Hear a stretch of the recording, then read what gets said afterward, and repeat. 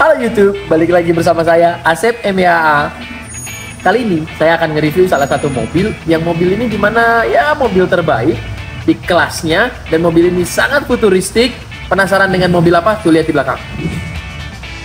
Oh, belum ada.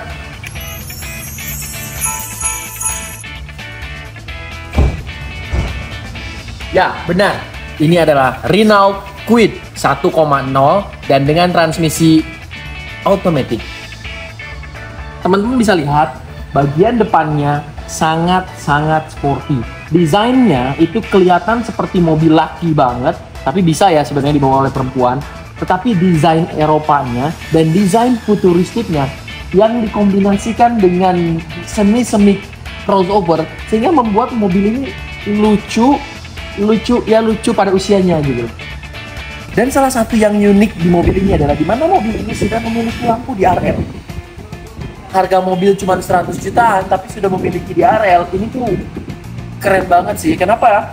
Karena DRL ini memberi kesan mobil mewah. Jadi lebih keren kan? Selain itu, mobil ini juga memiliki headlamp yang bisa di-adjustable. Jadi headlampnya dari dalam bisa diatur untuk naik dan turun, sehingga membuat pencahayaan ketika kita berkendara semakin terang.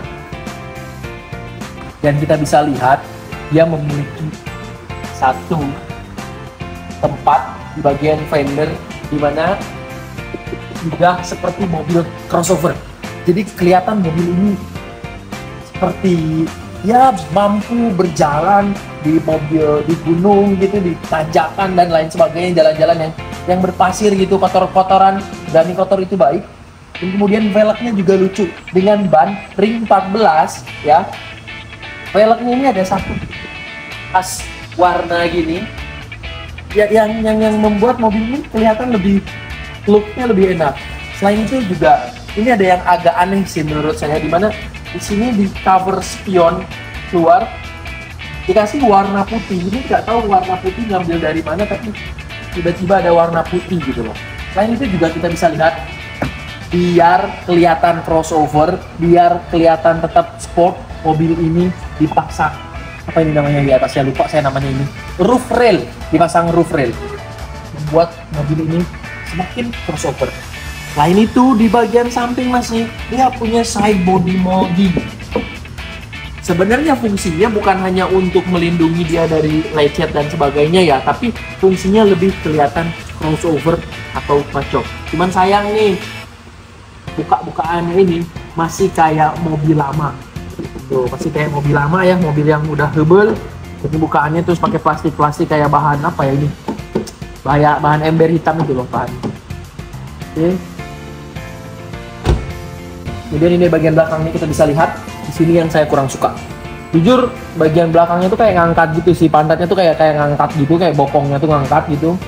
Jadi kelihatan kalau di belakang mobil ini kurus, nggak kelihatan dari depan. Dari depan itu kayak kelihatan maco, cuman pas lihat dari belakang ya kelihatan agak kurus gitu. Terus di sini juga nggak ada ini apa namanya ya, nggak ada tombol. Jadi kalau mau buka pintu belakang, kalau nggak bawa kunci, ya kita harus pencet. Tapi kalau bawa kunci ya mungkin bisa lah kita pencet gitu. Cuman ya di sini nih ada menangnya, ada kamera nih. Ini ada kamera mundurnya, ya lumayan lah. Nambah penerangan. Kemudian di sini ada stop lampnya masih pakai lampu biasa. Wajar sih karena harganya juga nggak terlalu tinggi. Jadi ya dikasih lampu biasa, belum LED gitu. Tapi di sini juga ada reflektor.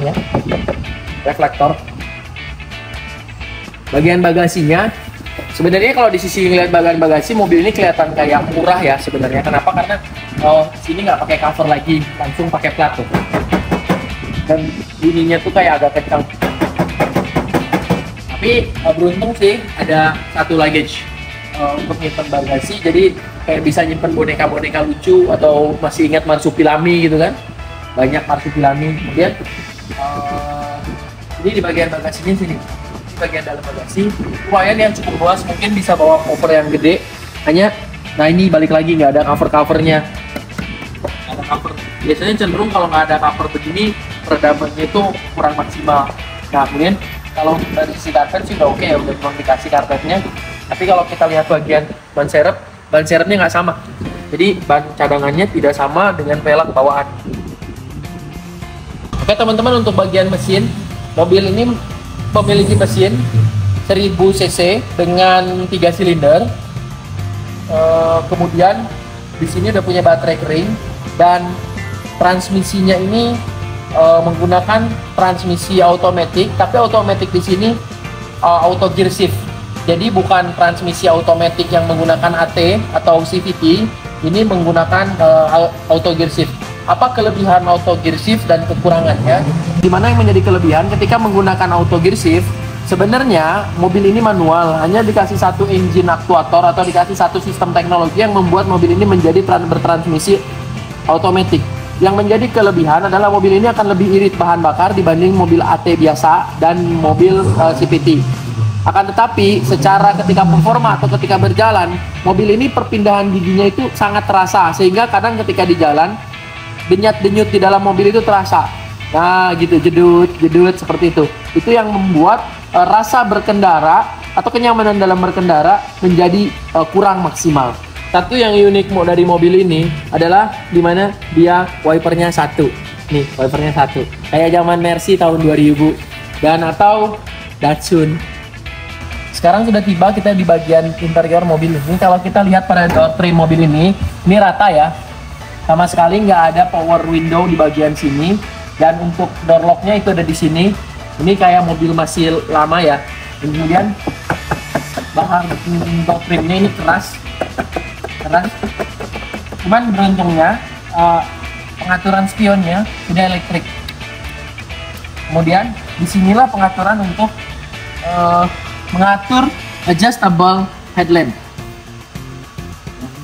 Dan ada salah satu yang unik, yaitu dimana bagian transmisinya ini sekelas dengan Mercedes atau BMW, dimana dia udah pakai putar-putaran yang kayak gini. Tuh ada gambarnya. Nah itu menjadikan mobil ini kesan mewahnya semakin menambah. Padahal mobil harga 100-an juta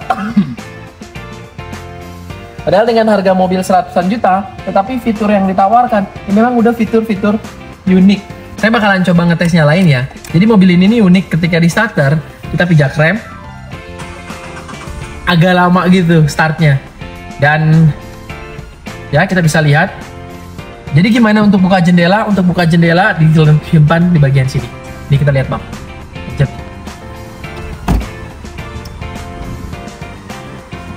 Pastinya sangat mudah, dan mobil ini unik yaitu sudah dilengkapi dengan audio yang double din ya. Ini unik banget. Kemudian kita lihat konsolnya, lumayan gede, cukup untuk nyimpen gorengan, bisa ditutup. Terus ini juga ada colok-colokan USB, colokan aux, sama ini colokan untuk mancis kalau mau merokok, atau colokan untuk listrik juga bisa. AC-nya masih menggunakan puter-puteran seperti ini ya, masih lama, AC hubul, udah lama banget ini mah pakai teknologi begini, tapi sesuai dengan harga mobil ini. Tapi kalau ngelihat dari secara keseluruhan, look interiornya ketika kita berkendara seperti ini dapat nilai 8 dari 12, jangan dari 10. Kalau ngelihat dari sisi lampu, keren tuh lampunya ya, bisa nyala seperti mobil pada umumnya. Dan kemudian kalau lihat pada joknya, ini masih diplastikin. Jok ini diplastikin bukan berarti baru teman-teman, tetapi memang sengaja biar kelihatan baru. Joknya ini ada tulisan Climber, dan joknya ini memiliki motif. Terus kalau dirasa-rasa duduk di sini tidak seperti di mobil mewah ya, kalau rasa duduknya biasa aja. Tetapi steeringnya ini dengan logo Renault-nya ini yang membuat kayaknya enak buat balapan.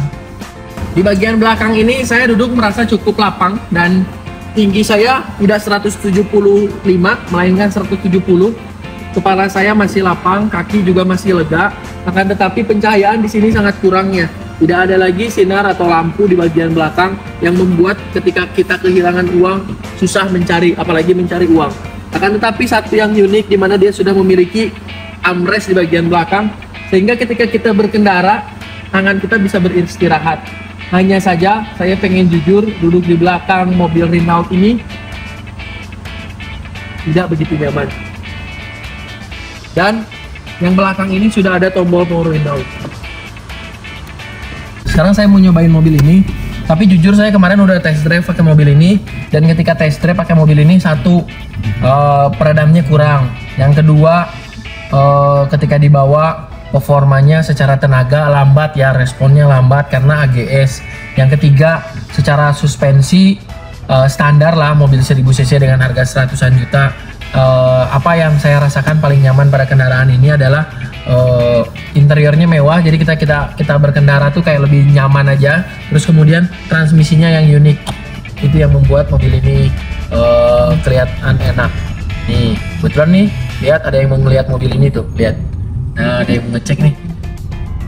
Jadi sebenarnya mobil ini tuh dijual ya, bukan untuk kita review aja.